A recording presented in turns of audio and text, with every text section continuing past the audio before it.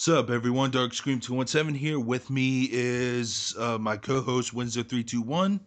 Yep. And first off, let me just apologize for the lack of updates in the past couple of months. I have a graveyard shift job, and even though I had it for a year, for some reason, it's now starting to take effect on my sleep schedule to where I just really, I wake up for I go to bed for like 6 hours, wake up for like two and a half, maybe three, and then pass out, and then go to work, and then waste a day. As a result, I'm way behind on my viewing schedule of finishing up my next set of reviews, which I still want to do, especially the Bubblegum Crisis review, since I want to talk about something else in relation to that. But hopefully, the new sleep schedule I put for myself will have me be a little more active in the mornings after work, and I could make more content. And now I'm back. I'm off today, and I thought, what the hell? Let's do another one of these these little discussion videos where we list off some shows that we like and we like to talk about. Um, Usually I could do this by myself, but I think it's more fun to do it with another person. And we decided to list off not all of our shows from this genre because the list would go on and this video would be like 5.5 hours long, maybe longer. But we decided to list off at least five of our favorite shows in the sci-fi genre. And it could be anything in the sci-fi genre: space operas, mechas, a piece of technology, etc., etc., etc. Anything else you want to chime in on, Windsor? Not really. Sci-fi, sci-fi. Yeah. Let's go to space. Yeah, almost anything. We're never going to go to space. This sucks. We can in anime. But We can always in anime. But the reason why I chose sci-fi is because not only do I have a lot of shows I actually like from that genre all around, but when you break down and think about it, some of the best anime or some of people's favorite anime, derive from that genre, even if it was a little bit. Think about it: Cowboy Bebop, Dragon Ball Z. When Any mech show ever. any mech show ever. Um, a little bit of Madoka, um, a little bit of Kill la Kill. So yeah, when you really think about it, maybe there is some sort of sci-fi element or part of it that that makes it such a good anime, which is why we still need more of that and less slice of life. Unless, of course, you make the slice of life into a space opera that takes place on a school inside a spaceship. I don't know. Just try to That's be a little more. that's an argument, and that's an argument for a completely different time.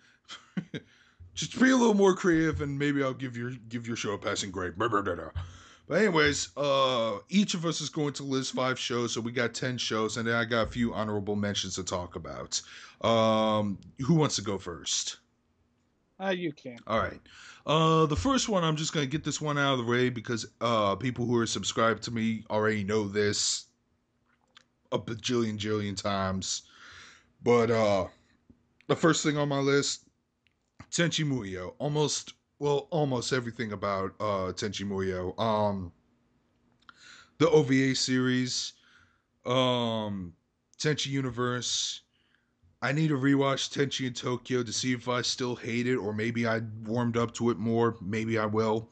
Um, Love this show. I don't know what else to say. I've been talking about it in the past, and it was just that good of a show. I mean, it was like one of the first harem shows back when it was unique and not annoying all the time. And to me, it was the main course for Toonami. Like, to me, Dragon Ball Z was just an appetizer.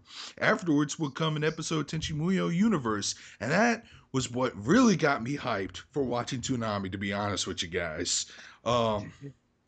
You know, you got space pirates. You got a couple of princesses from from a high class royalty planet. A couple of police officers, a genius scientist or mad scientist, depending on what continuity she's from. And then by the second half of Tenchi Universe, they actually do travel to space from Earth to Jirai, which in itself was pretty exciting to watch. So yeah, I don't know what more I could say about it. Even when they were still stuck on Earth, you still had spaceships and lightsabers and all that crap. So, so yeah, that's an easy one on the list. Your turn, Windsor. Okay, so my first anime is going to be Accel World.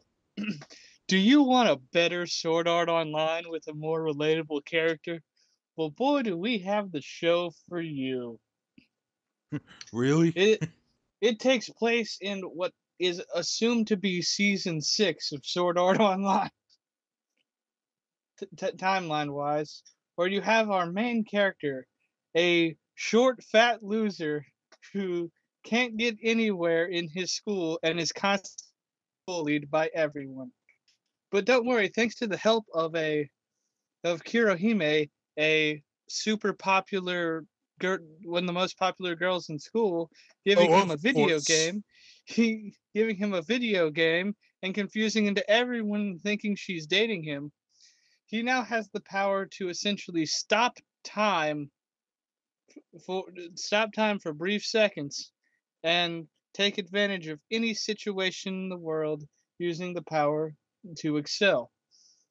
But to keep this power, he must fight in a battle royale where everyone wears Kamen Rider esque battle armor. His looks Kamen Rider esque, and everyone looks like some crazy giant mecha thing made out of triangles. And whoever like wins gets to meet the creator. That is the main goal.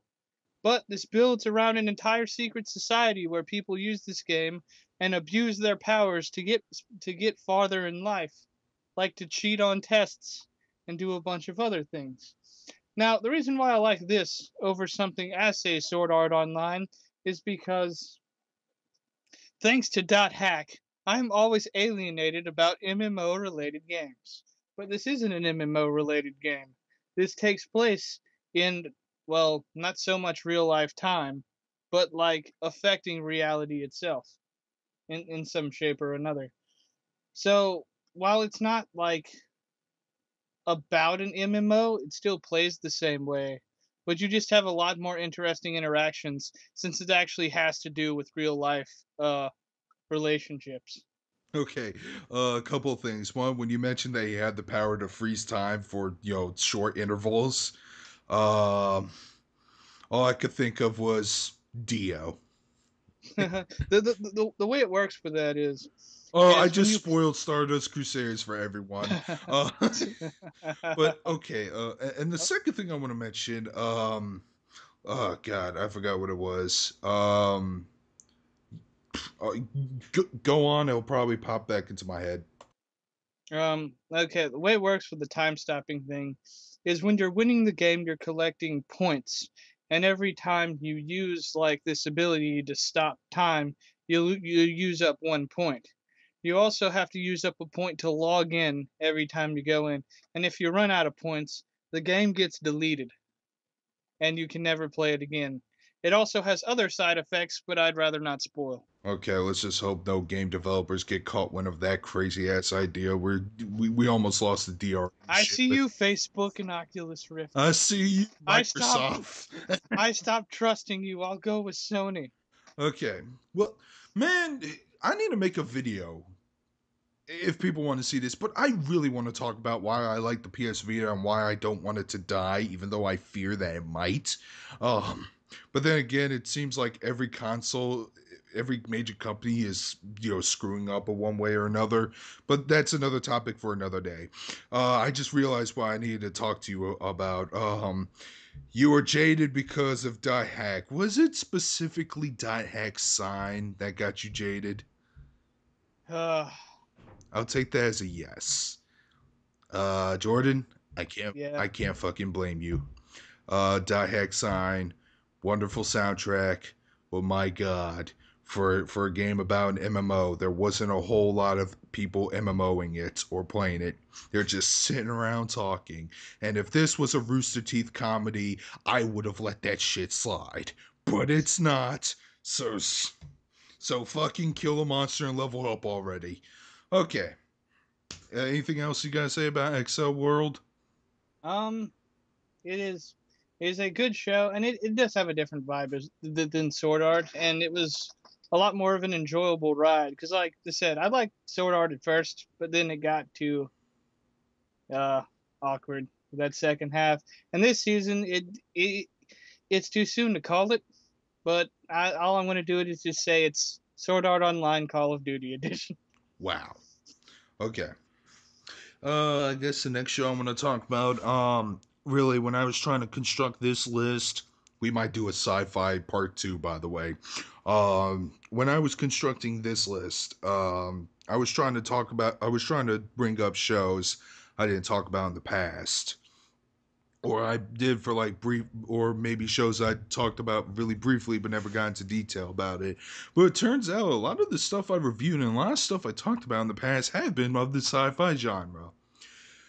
But the next one I'm going to bring up, and my memory is a little hazy because it's been about a decade since I've seen this show.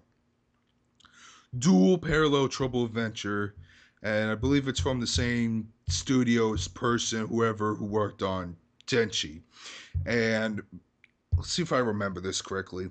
It's about a kid who kind of sort of looks like a cross between Tenchi and Makoto from El Hazard. So points for creative character designs right there. Sarcasm. And well, anyways, like he keeps seeing visions of robots fighting each other, and he thought they were just hallucinations or some shit. But a classmate of his, named Mitsuki, brings him over to his eccentric scientist dad, and he says and talks about parallel universe theories. Anyway, him and Mitsuki get sent into that parallel world where evil or group called the Rara Army is trying to take over. And the reason for these two different parallel universes is because I believe in the main character's universe, there was an artifact that was discovered, but it got tossed away. But in the other one, um, in the other alternate universe, he kept it and got for research and shit, and that's what led to the giant mechs and all that crap. Um, and so he pilots a mecha inexperiencedly at first, just like in some of these mecha anime. Wins the fight. Turns out only women can pilot these mechs, and actually the mechs themselves have kind of a slight feminine design. Uh, I think his main mech actually has stiletto heels. But the show feels like a cross between Tenchi and Evangelion, minus the cerebral stuff. Um, when I saw this on Tech TV's Anime Unleashed block, it was obviously one of my top favorites. Surprisingly enough, I didn't know at the time it was made by the same people who made Tenchi. So that was just a bizarre string of luck that, somebody who made Tenchi made something else I like. Woo. Um, my friends and I also seen it. We enjoyed it. The guy was also living a harem life, and we were thinking to ourselves, "Man, this character's got it made." Except for that other classmate of his. She's a fucking tsundere. Uh, my favorite kind, sarcastically speaking, is the one that really doesn't get romantically involved, but gets fucking jealous when another girl talks to him. Don't you just fucking hate those bitches? Yeah. I'm sorry, that's just fucked up. Like, make your move or don't make your move. And if you're too late, you're too late. Tough titties. Move on. Or let him talk to a woman. Who knows? Maybe it won't work out. And then maybe you'll still have a second chance. Never. Anyways. But yeah, it was this show. I believe it was a Jenny on licensed title, but nobody picked it up for a re-release. I'm assuming it's too obscure of a title for anyone to pick it up for show interest, which is sad because I really want this on DVD or Blu-ray or whatever. I really, really do. But I don't think that's going to happen anytime soon. And that's all I got to say for choice number 2. Okay, so my second choice is an anime called Susei no Gargantia. It is the script for the show is made by Jin Yorobiji, and it's directed by a guy by the name of Kazuya Murata. He was a assistant director on Code Geass, and he worked on a couple of Eureka 7 episodes too. And Urabuchi, So well, he was the man behind Maguka. Maguka. and And you can see, like, Inside no Uta, for those who don't know what that is, look it up and be horrified. um, so with Kazuya directing, he does most of the episode direction. Jin only has specific episodes that he like really works on, and you can tell which episodes they are when they happen.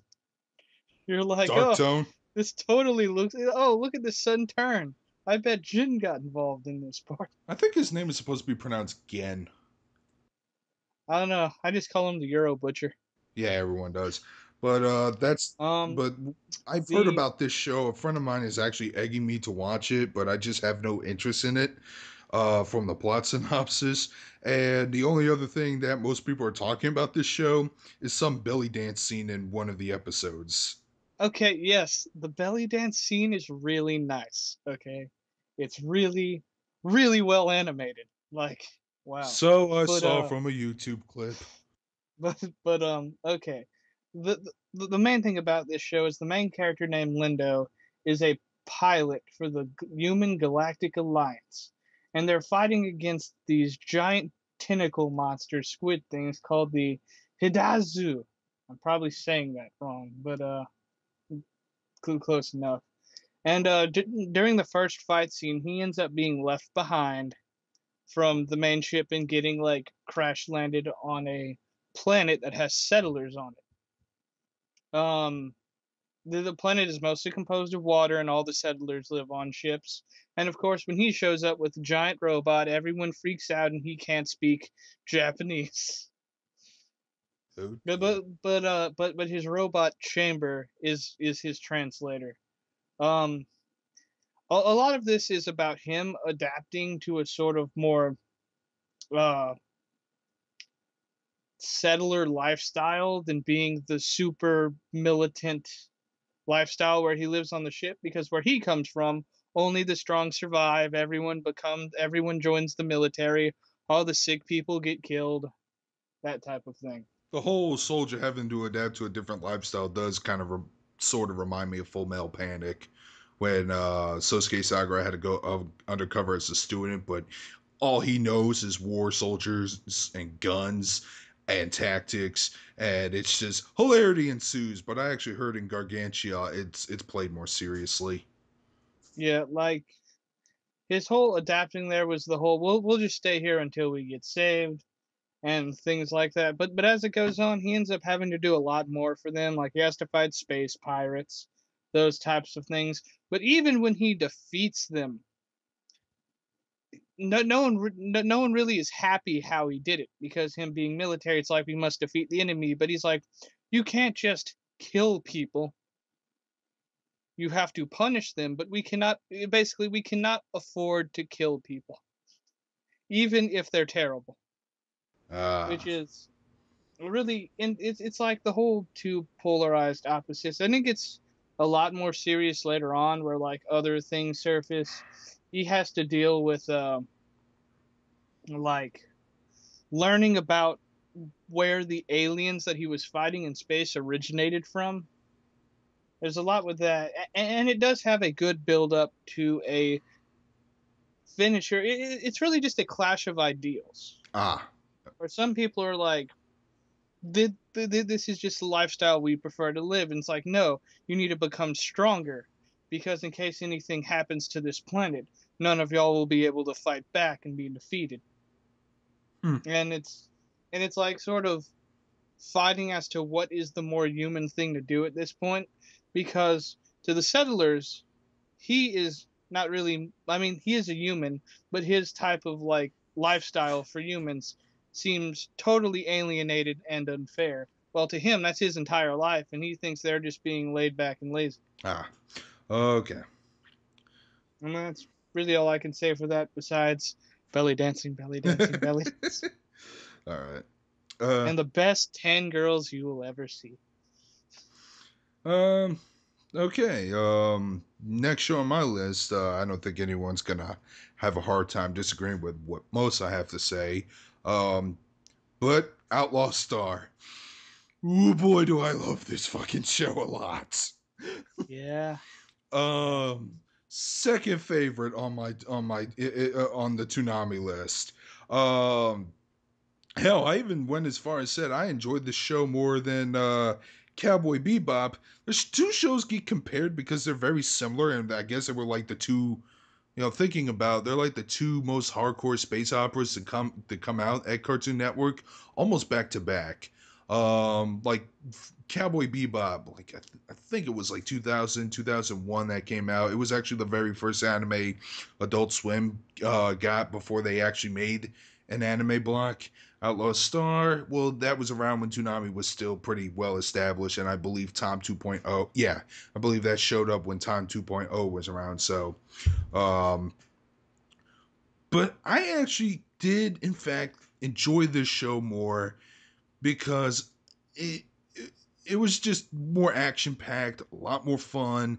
It had mystical elements in there as well, like the main character Gene Starwin, his mate his little signature weapon is a caster rifle, which is basically just a gun that shoots magic. Um, Kick-ass weapon. A rival antagonist, Ron McDougal, has a caster rifle himself, and his looks awesome because it looks like a futuristic shaman staff. Um, Fun cast of characters. You got Jim Hawking, his young tech assistant.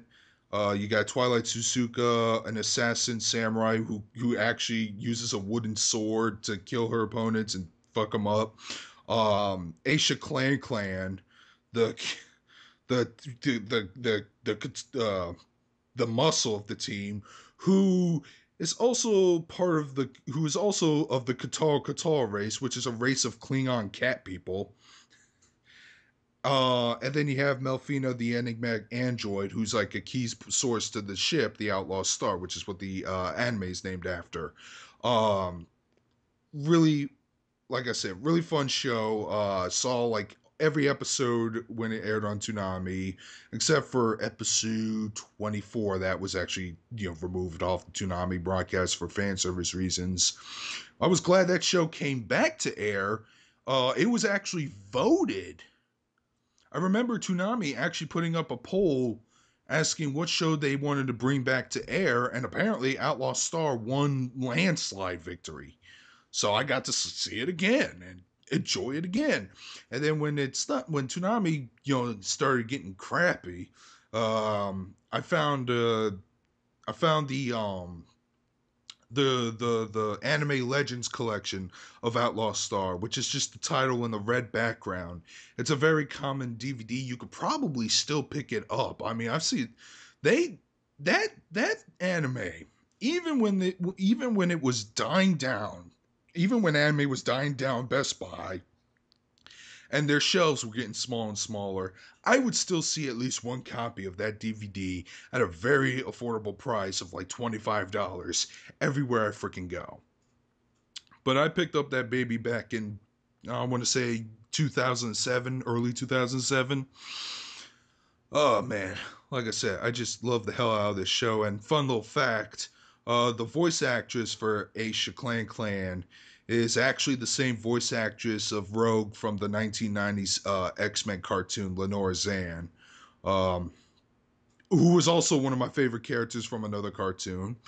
So that's really good. I just found it more interesting than Cowboy Bebop. And every time I say that to some people, they always give me this, really?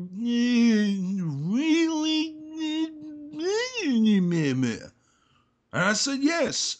I just like Outlaw Star more.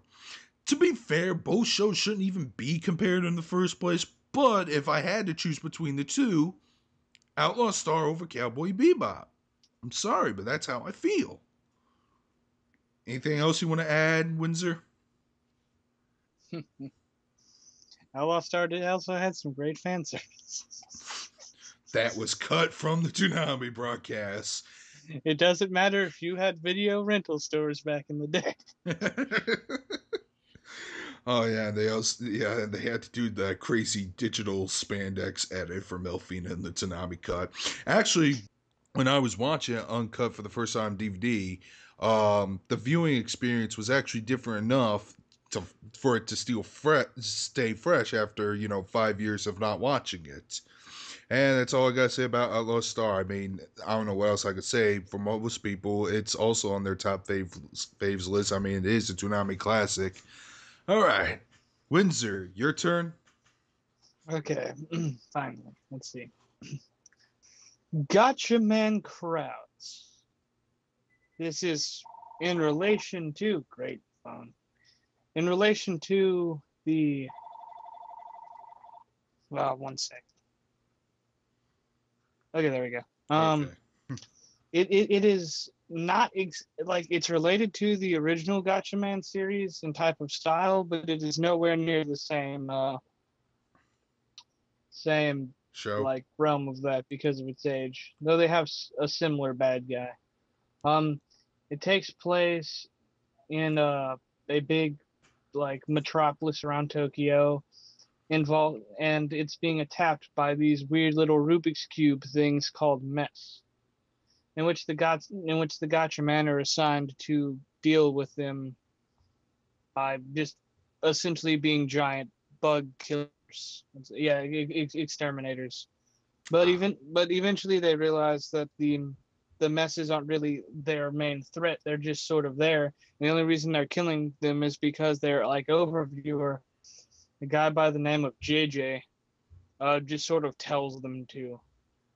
They all look to him as some sort of prophet on what they're supposed to do. So even if something terrible's happening, if he doesn't tell them to do anything, they don't do it. And and then you have the main character whose name is Hajime. She is essentially this really, really happy-go-lucky, super positive girl who almost seems like she has no faults. And she's like that for most of the show, if not all of it. She seems like it's really weird to call her a Mary Sue because she's essentially the perfect protagonist. No fault, super happy, pretty much figures out her powers almost instantaneously. But I don't hate her for that. It's it's really weird because you feel like you should, but you don't. A lot of the more interesting things that go around involving all the supporting cast members and what they do. You have the leader named Pie Man, and he is this tiny panda alien thing who's an alcoholic because he hates his life that much.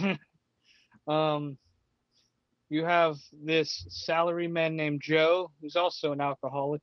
Well, he's not really an alcoholic, but he's just he's like he's a heavy drinker. You have is he is Tachibana. is he at all kind of based off of related to Joe the Condor from the original Gatchaman? I mean, in a way, you can. Like, is he like Well, the Han Solo roguish type character that he was in the like in the original Gatchaman? like personality style, I guess you can say that, but like for his actual like fighting style, no. Oh, okay. It he his attributes, while it's Phoenix, is more uh like basically shooting flamethrowers everywhere.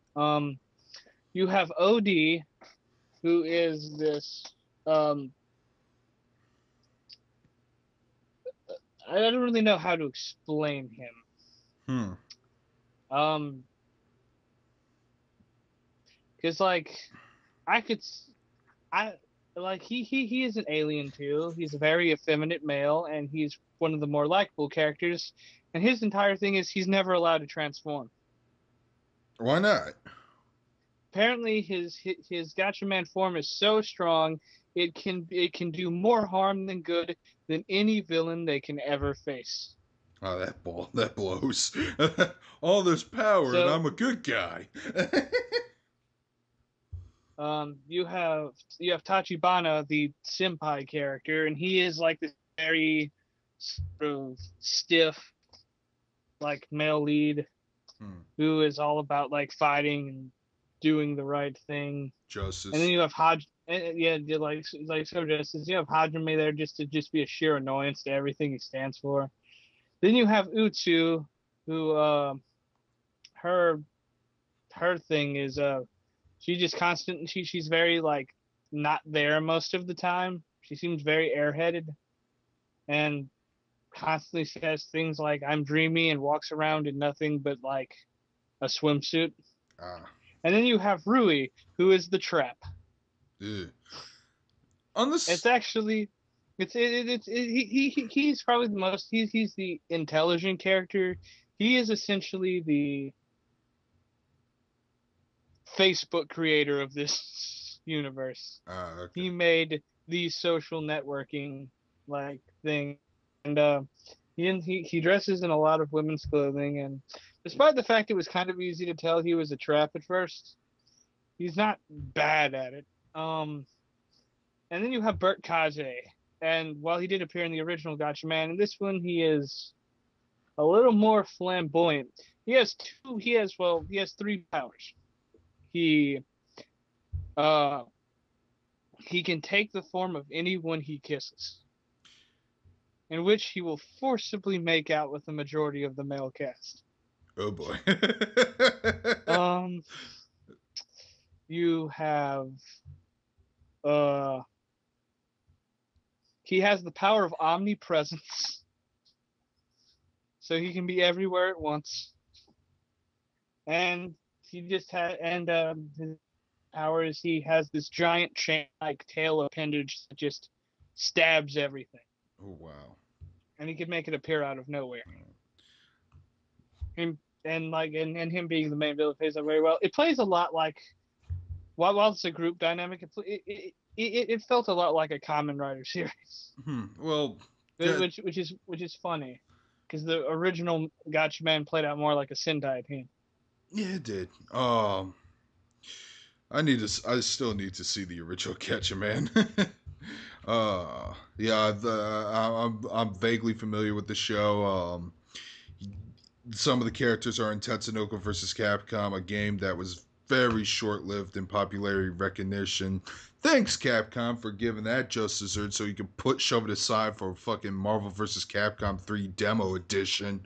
But anyways, almost went off on a tangent there.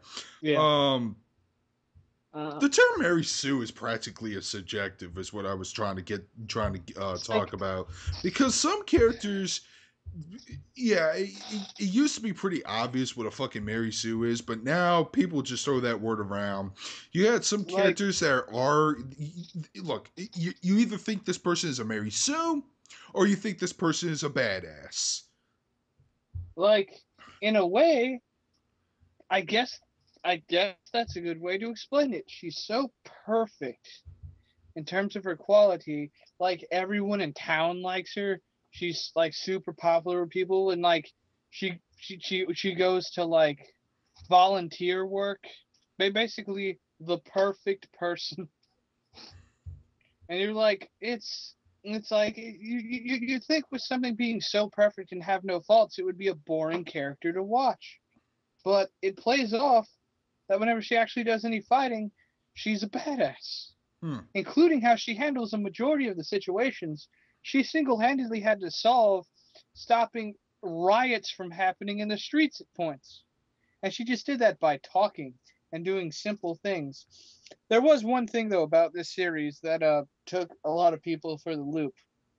The ending was very rushed. Ah. So much so that it felt like an entire scene was cut out in the ending. an entire scene just completely disappeared. And as it turns out, that is exactly what happened. Because they were short on time and short on episode lists, they could not fit everything they wanted to in the show.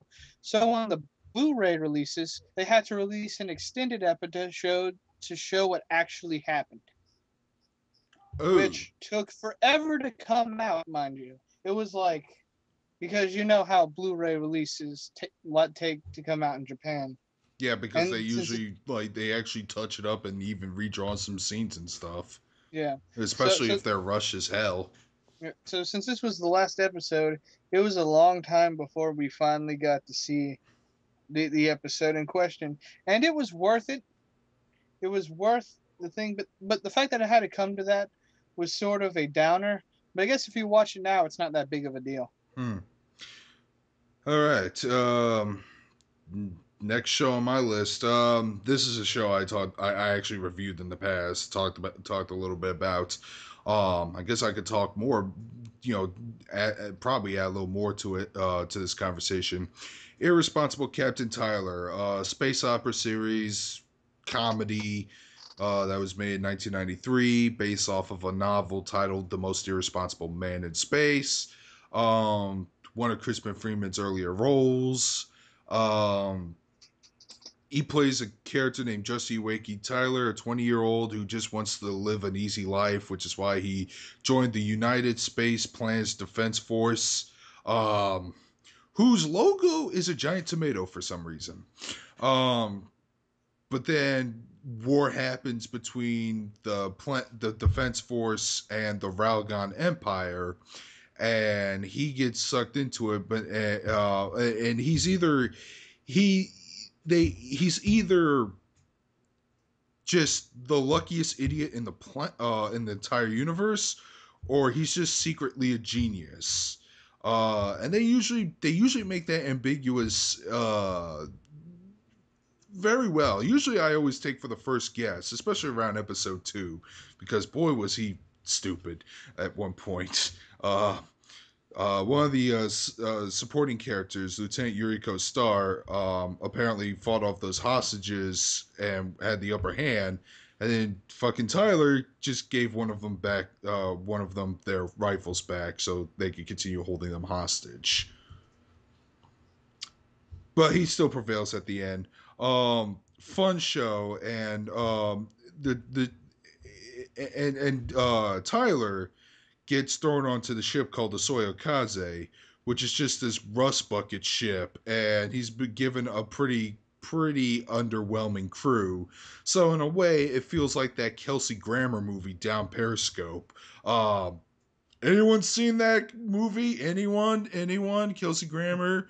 It's he plays a Navy captain with a tattoo on his dick. Yeah, that was actually a plot point in that movie. Rob Schneider was in it, but thankfully he's not there for that long. It was a really funny movie. I've seen it a few times. A friend of mine and I really do like that movie. It's pretty entertaining. Well, that's what Captain Tyre kind of reminds me of, except it's set in space. Because you also have like a medic who's also a huge alcoholic. You actually have like this hot android nurse who's actually revealed to be a Railgun spy, and Captain Tyler notices it very quickly, but decides to do nothing about it. You also had a few Marine guys who just look like fucking thuggish space pirates. There's even a dude who wears a hockey mask and carries a chainsaw around, and his name is Jason. Ah, classic. And then you have his uptight lieutenant, who I will agree with him in a lot of parts. That captain is acting like a douche, but he's supposed to be the one who's supposed to be more responsible. Who's the one who's basically berating the Captain Tyler for not doing his job so well. If Lieutenant Star isn't doing that herself, you also had a pilot who's afraid of women. So yeah, really interesting cast of characters, and together they're pretty fun to watch. And the series starts out with them like really questioning and even outright hating the captain, to actually risking their necks and careers to trying to save him. and it had like one of the best space battles at the end of the series. It's not really a battle. It's a big intergalactic, and spoilers by the way if it hasn't been obvious, but it's a big fucking space fleet version of Chicken. They pretty much were about to collide to each other, and they were getting the Railgun fleet and Tyler's fleet were getting so close that it was causing like electronic interference. But then all the fleets managed to pass each other very they managed to pass each other successfully, and everything's all hunky-dory. This all happened while playing classical music too. I think it was Beethoven that was playing too. So it was a pretty freaking awesome scene. Did not have any action in it, but that's what made it even much more badass. Instead of ships shooting at each other, they're just trying to get past each other without crashing. That shit was crazy, man. But yeah, Captain Tyler. Would love that anime. Right Stuff Entertainment licensed that as well as the OVA. Heard mixed things about the OVA. I have yet to see all of it myself. I only saw like one of the episodes. But I recommend the TV series if you haven't seen it. Go check that out, please. I strongly recommend it, especially if you're a fan of space operas and comedies and old school 90s anime. Seriously, if you haven't seen this, check it. It has always been on my list. It is even getting live action movie adaptations. Okay, for my last one, I'm going to cheat here and combine two shows into one. Wait, you still have another one. Yeah, the CG one. Oh, right. I almost forgot. I got lost right there. Okay, before that then. Knights of Sidonia is a pretty new show. It just came out on Netflix and is mecha space opera as you can get. A lot of people are slightly deterred by it because the entire show is in CG. Now, I'm not really picky when it comes to CG and anime. In fact, I really never understood why everyone flipped a tit over the transformation sequence in Sailor Moon, if you know what I'm talking about. And the new one, yeah, a lot of people really lost their shit when that sequence was in CG. But personally, doesn't really bug me at all. But I do have some criticism with it. It's mostly with the frame rates. Um, if you thought they'd draw less frames in hand-drawn animation, well, it'll be fairly obvious. When it's in CG, it just looks. Sometimes it will look laggy, like a PlayStation 1 video game with too much memory on it. And I did see part of the first episode of Knights of Sidonia, and I saw that in some spades. But other than that, did you see it in its high frame rate version? wait, what? It had a separate version that had really high frame rate to it, like I didn't the know. Hobbit tier frame rate. Is that version on Netflix? Probably not. Oh, I don't think well, Netflix can handle 60 frames per second. well, maybe I don't know, but because that's the version I saw. I saw a Netflix dub too. I think Jayan Bosch is in it. Uh, that's the version I've seen. I didn't know there was a high frame version of the show, but usually when it does get to that frame rate, then it really doesn't bug me all that much. But beyond that, I'm not really deterred. If it wants to be an all CG show, that's great. But that doesn't mean every show is going to be 100% CG, which I think what most people are fearing. I think they're fearing the fact that animation will go the way of the dinosaur in favor of Pixar-esque stuff. Which is my problem with most anime films in general. But remind me after this to show you something later. All right. So slightly descend to that. It's not technically anime related, but Toei's involved in it, so it technically is. With with Sidonia, it takes place on a siege ship called Sidonia after humanity had to leave Earth because of an alien tentacle monster attack thing that is pretty common now.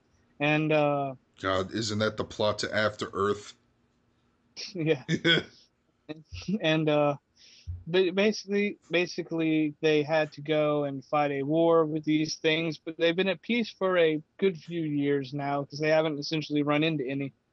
Um, you have our main character named Nagate who lives in in the ship. He lives in the cracks. He is essentially a like Oh, like Rat Man from Portal. This okay. is basically who he is. He has to go scavenge food, get past everyone. He was told by his father to pretty much live down here, never go to the surface.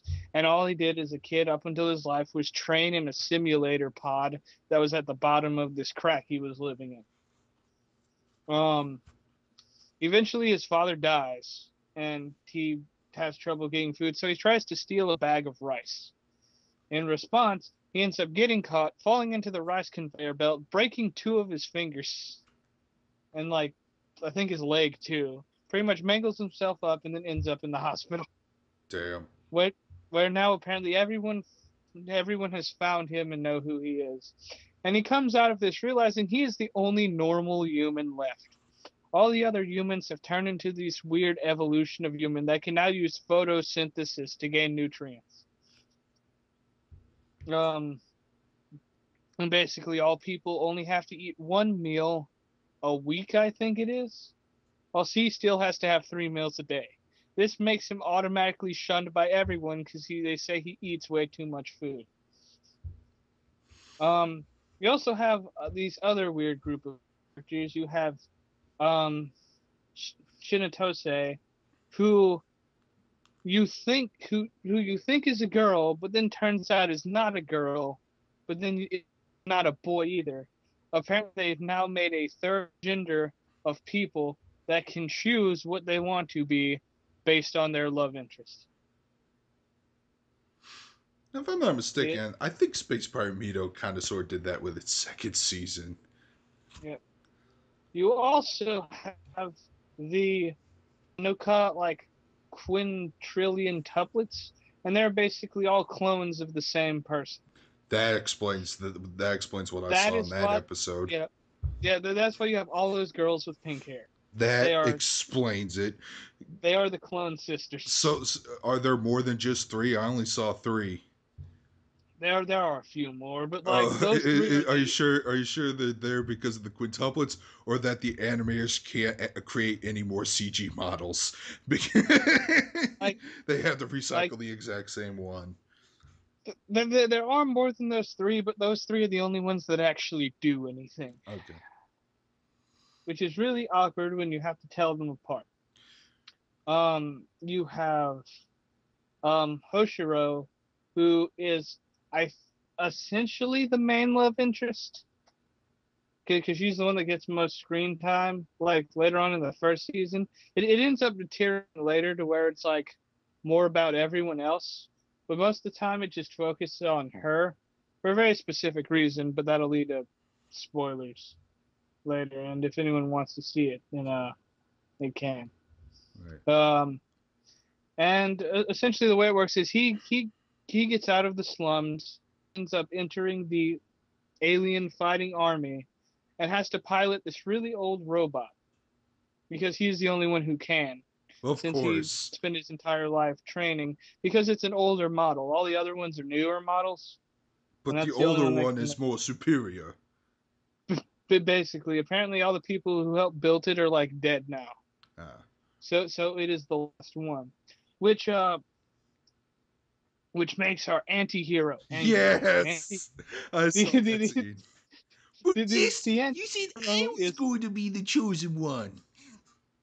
yeah, he's like, your main point with him in the entire show is you hate this guy. Of You just course. hate him.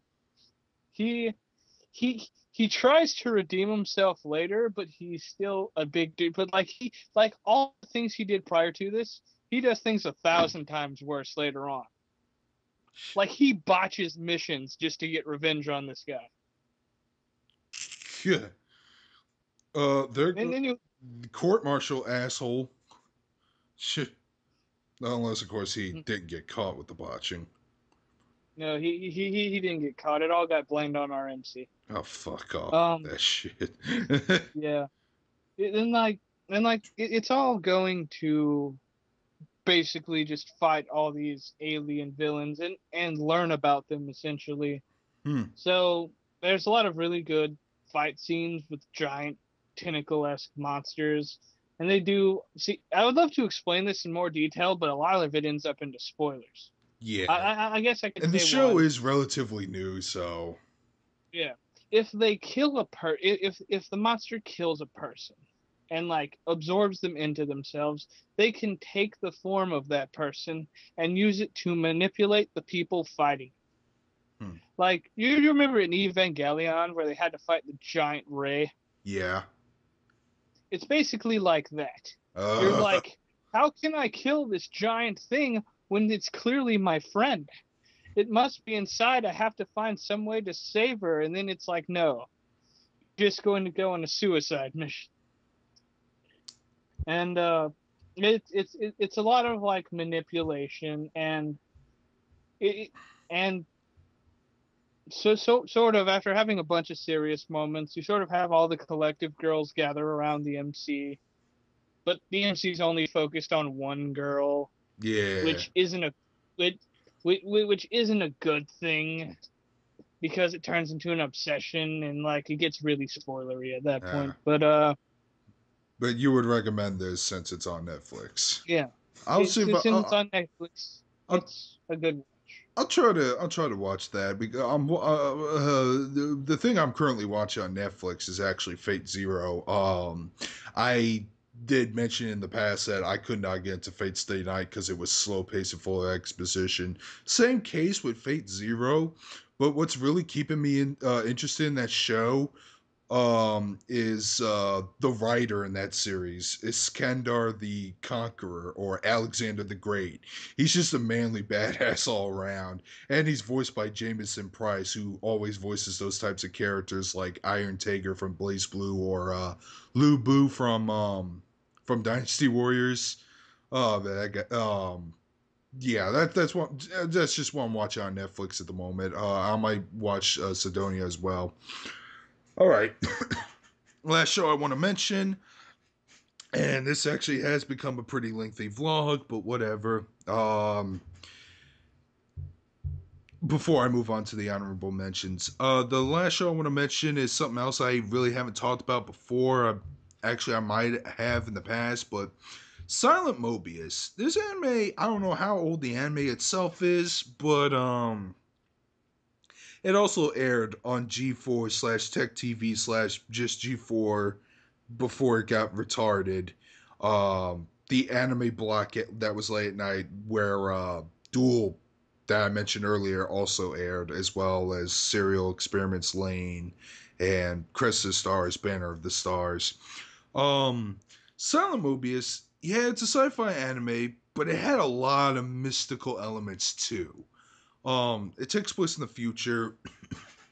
I can't remember specifically, but it's not that far off in the future. Um, the setting is very Blade Runner-ish in style, but not as dirty as Blade Runner. So, and it's basically it takes place in, I believe it's Neo Tokyo. Could be wrong, but then again, according to most anime, Tokyo is the center of the earth. Um, and these weird interdimensional demons called Lucifer Hawks keep attacking. Um, and the only people who are able to stop them is this special police task force that's pretty much all female called the AMP. And you have like a mystic who priestess in their group. You have a woman, the muscle woman, who's also part cyborg.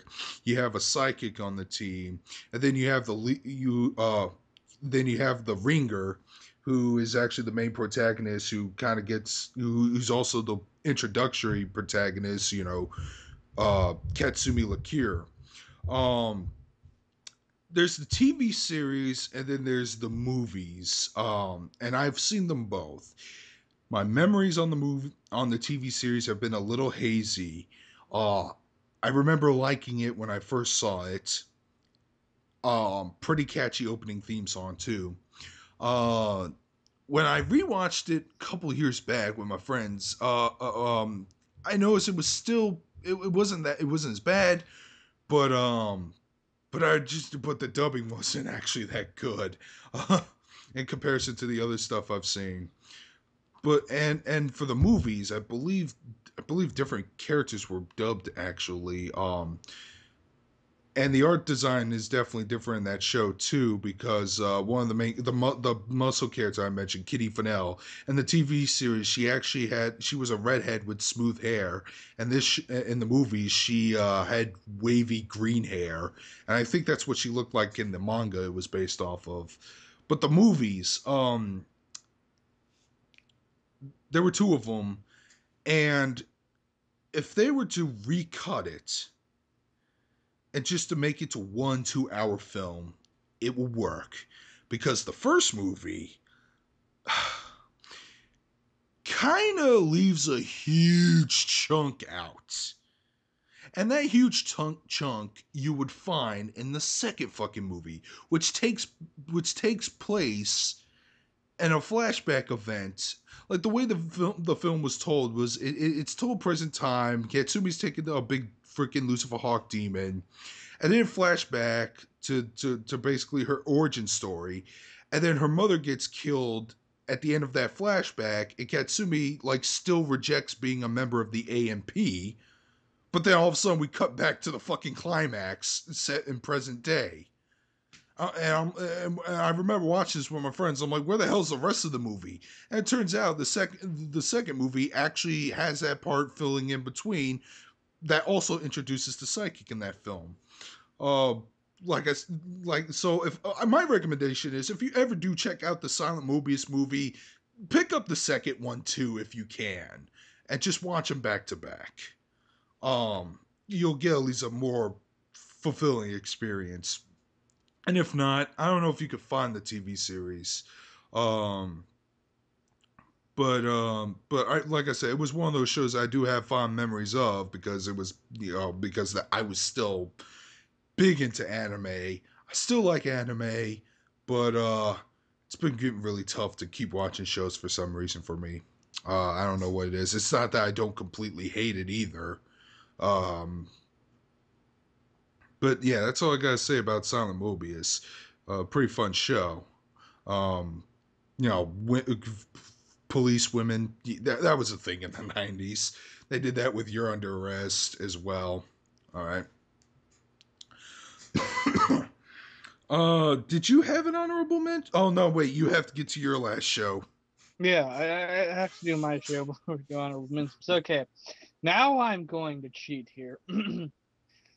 my last show is going to be two shows combined because they are basically the same, yet only slight differences, and that is Raildex, which is a certain magical rail. I mean, a certain magical index and a certain scientific railgun. Um, this is one of my favorite anime of all time because it's just really interesting approach on a type of shonen-esque type show where the main character Toma has only one power, and that is the power to negate other powers with his right hand. That's all he has. He has nothing else, at least yet. I'm pretty sure he gets more stuff later, but we have not got that far in the anime, unfortunately. Um, it takes place in a big sort of technological island type city where everyone who goes here has like psychic powers to some degree, right, ranging from levels between 1 and 5 or 0 if you have nothing. Um, he since his hand also apparently gives him bad luck and negates any powers he would have, is labeled as a level 0 in the city and has no chance of being worth anything and goes about his life as the loser that he thinks he is, because his hand also gives him bad luck. Damn. At least he thinks it does. Um, in which, when he returns to his apartment, he meets Index, who is a nun who apparently has like 300 and something grimoires like memorized in her brain, to where she's a central library of all magic knowledge, in which she doesn't believe in magic, because who would? Mm. It's like, magic isn't real, we have psychic powers. But upon finding out that magic is real, he essentially has to go and protect Index from people attacking her, and a bunch of other miscellaneous things throughout this point. Now, this show is really long, like not two. It's like at least 100 episodes at this point. But give it a year, it'll be at 150 or something. Now for the And spin-off series. yeah, for the spin-off series, it involves Mikato Mikasa, the sort of other like female lead to Index itself, and her powers that she control over electricity to a certain degree. Her strongest attack being the railgun, which is where she takes a quarter and shoots it like a railgun bullet. Damn. Um, she's constantly going to butting heads with Toma, because all he has to do is hold out his hand and just deflect anything like she sends at him. And Railgun itself is a prequel to Index. So like the first half of Railgun is, there are four altogether. The second half of Railgun being one of the first arcs of Index redone and told from a different perspective, which it's done much better than the original airing.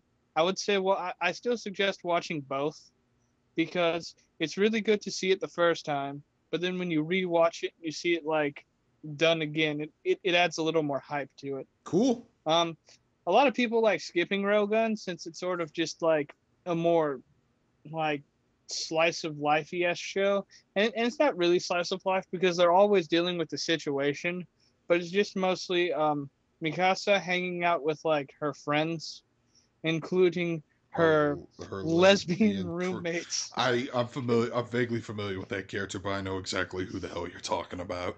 uh, Kuroko, and she makes the show to a lot of degrees. But you also have a lot of other good characters like Accelerator, your sort of main antagonist slash anti-hero type character, and he just has the power to control vectors, which means he can control any the construct of anything within his reach. Hmm. Like like if someone shoots him with a bullet, he can just make it to where whenever that bullet hits him, it automatically turns around and shoots back at the person shooting him. Now, I really do. I am curious about the show, and I do want to watch both of those shows back to back. It's just I've been here. I don't think they've released the second season here yet, but I've actually heard from. I. Index 2 is out here. All right, It is. but And Railgun S is the one about to come out. okay, because I did hear We some have things not through got a the third grapevine. season yet. Hmm. We have not got a third season yet. We might get an announcement of it in November, I gotta because tell they you, have for a some big reason, list. anime, even despite the success, despite the good things I keep hearing about certain shows, it's always a pain in the ass for somebody to get a third season out, is it? For some reason. Like we were worried it wasn't going to happen, because the books are so far in, and that's the problem with a lot of anime that's based off of light novels. They are only made to promote the light novels, solely that. So when the light novel finishes, there is a good chance that the anime will not get another adaptation, because it did its job. It gauged people's interest enough to buy the books. Okay, while I'm for the idea of getting people interested in the original source material from checking other things out, that's how I got into some stuff. Uh, if it weren't for that J.J. Abrams Star Trek series, actually wouldn't have gone back and watched some of the other Star Trek movies, Wrath of Khan, which are really good movies. That being said, to make an anime just for the sole purpose of promoting the that Probably because I'm used to adaptations, being adaptations, and that's it. I mean, nobody's gonna make the second Avenger film just so people can, just so they can promote an Ultron comic. That just boggles my mind. But like it is the thing to do in Japan. Like a lot of shows you watch, like this is Oh, good. I guess I need to another thing continue I want reading to the point manga. out. Another thing I want to point out. Um, really hurts your business overseas. I don't see a whole. I don't know if the light novels of Index and Railgun are out, They but just got licensed. They just got licensed by okay, Unipress. because manga you may have some luck. But with light novels, oh, that good luck trying.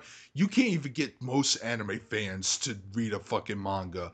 Can you imagine trying to get them to read a fucking book? I mean, no. A great example would be Slayers, which was also a light novel series.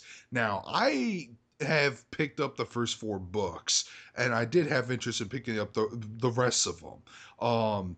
Really good reads if you're a Slayers fan. It's pretty hilarious too because it's done in first person. It's done. It's all narrated from Lena's perspective, first person view. So you get to hear her little sarcastic quips and everything.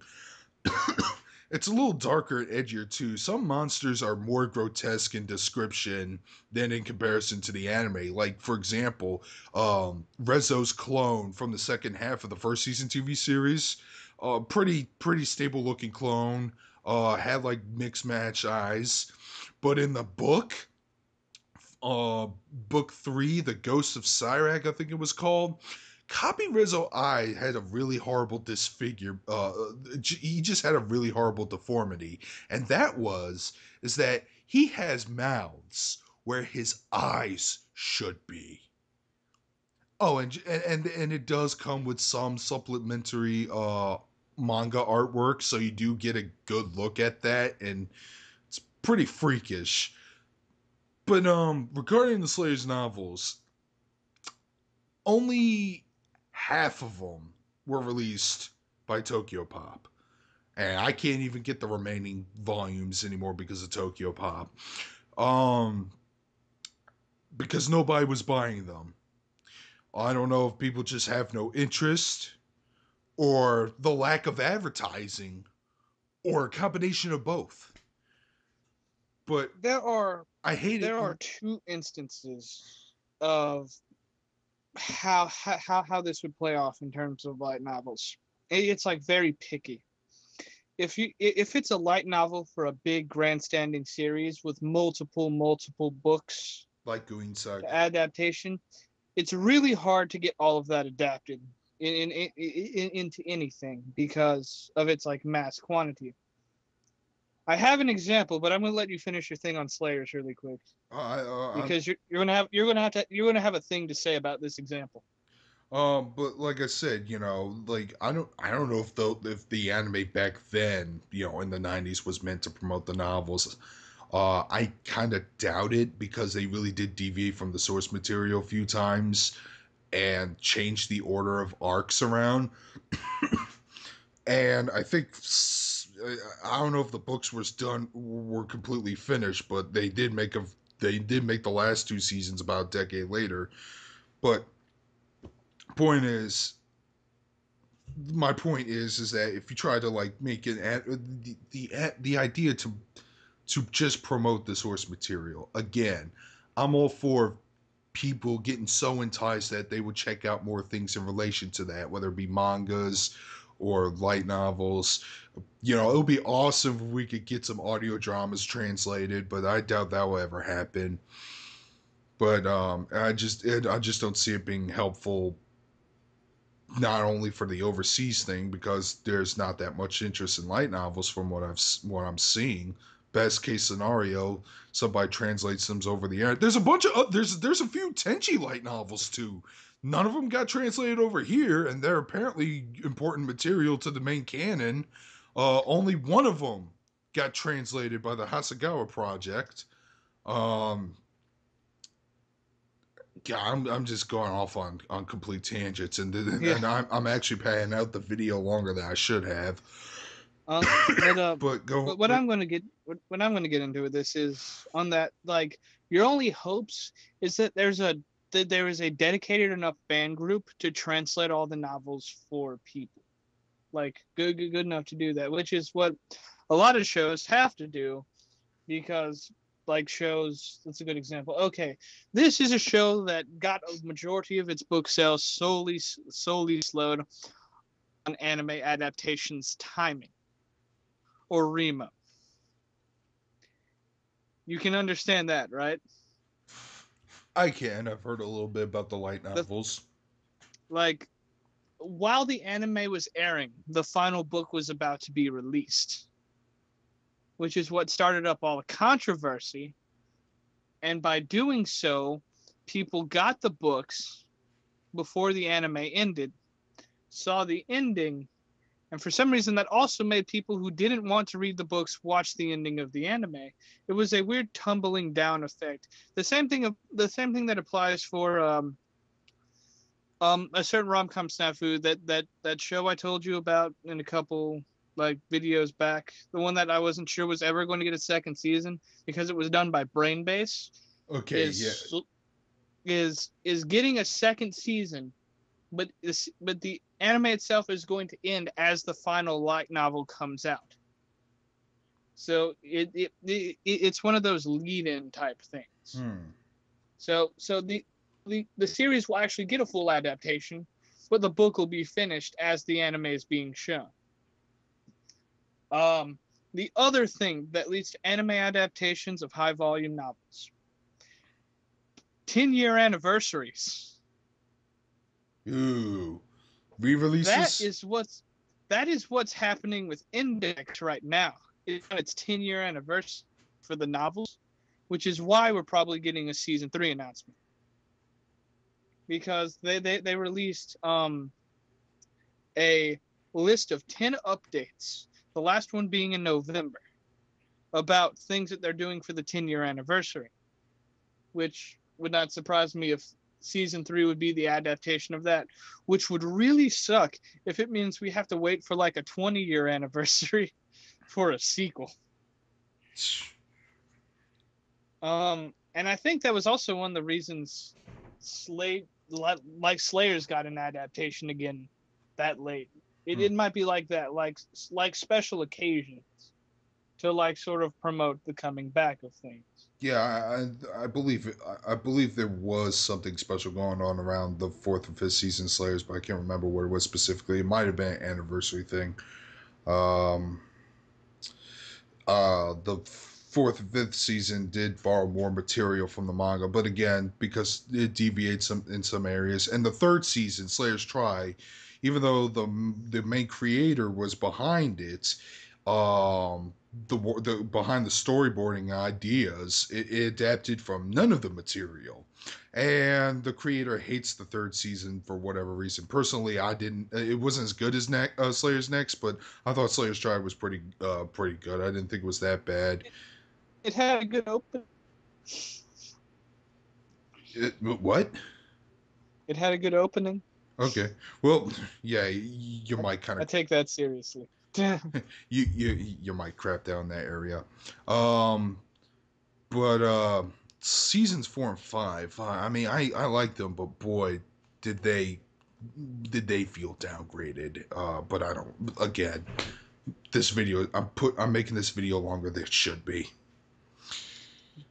To the point where, you know what, I don't even want to mention the honorable mentions. But We'll save that for another time, I guess. I'll mention one.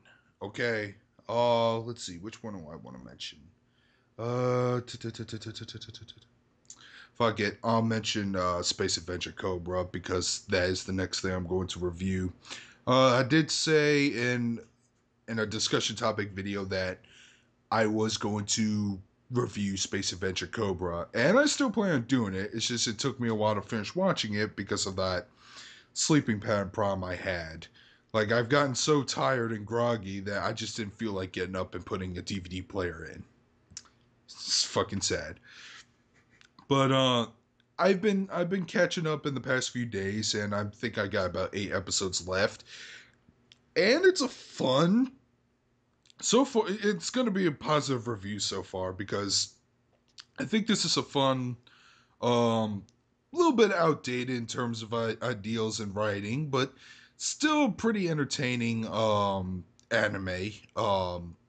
Fun little space opera about a rogue space pirate who just goes on ventures, goes visit planets, and you know helps people out or gets involved in some struggle. And there are some it didn't have an overarching story, but there were a couple of story arcs. In the first story arc they had that started in episode 3, I think it lasted about 10 episodes. um um no, did it last about 10 episodes or 7? Well, the first story arc, which revolves around the Nelson sisters, while it did had some good moments, I actually really did not like that arc that much. I thought it was kind of dumb. Spoilers. This will probably be the spoiler talk section for Cobra. Um, the story, the backstory is this: there was a pirate named Captain Nelson who buried a treasure somewhere, someplace. We all heard this story before. How he hid the treasure, where he hid the treasure, no one knows. But he's dropped some clues, to create a map to that treasure's location. This is where hides the map. He hides it by tattooing it on 3 of his daughters' back and got them separated from each other and planets apart.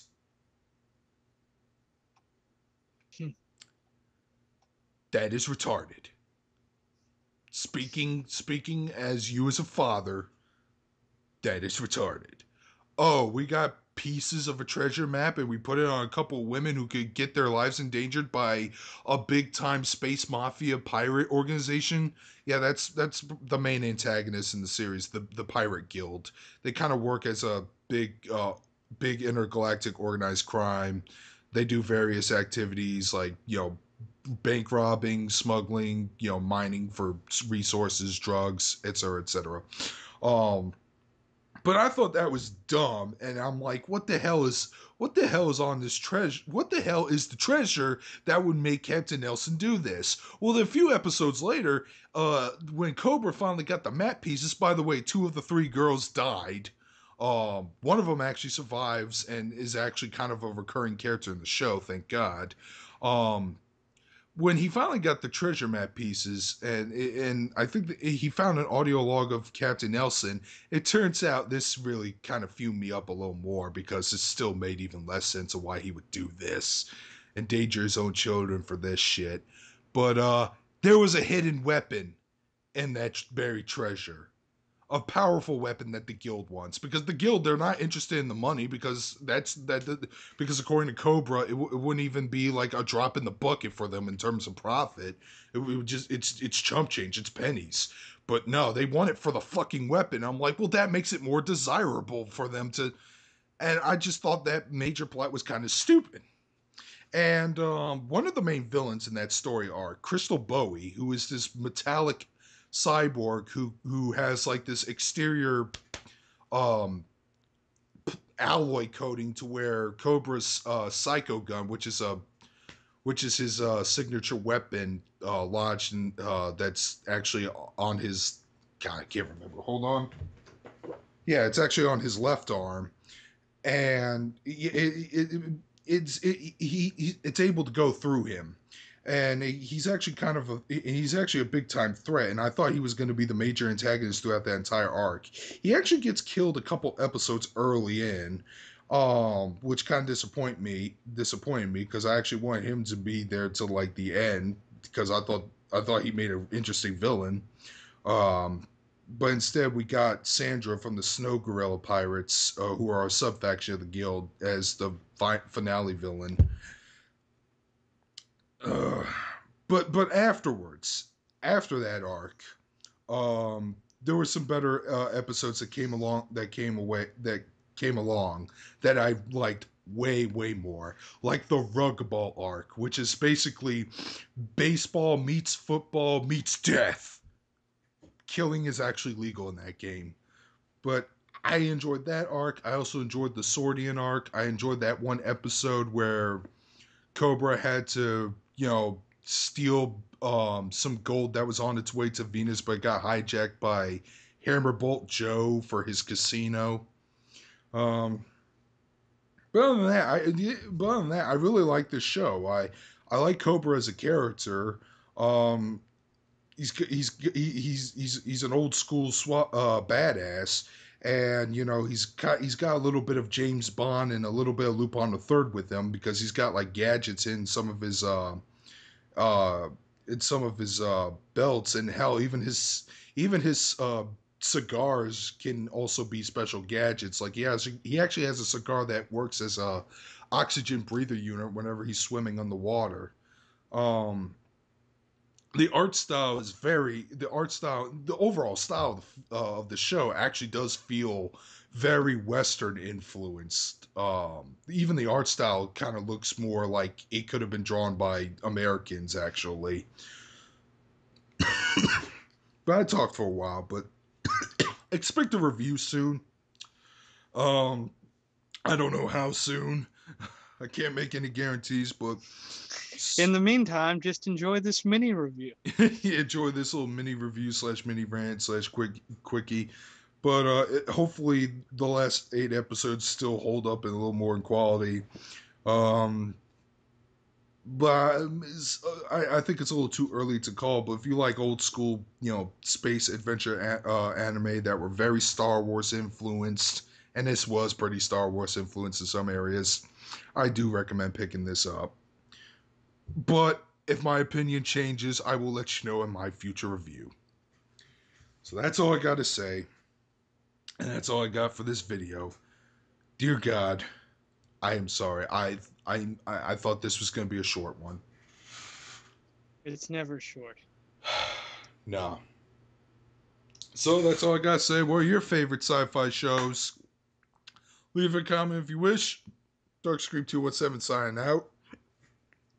Windsor, catch you later.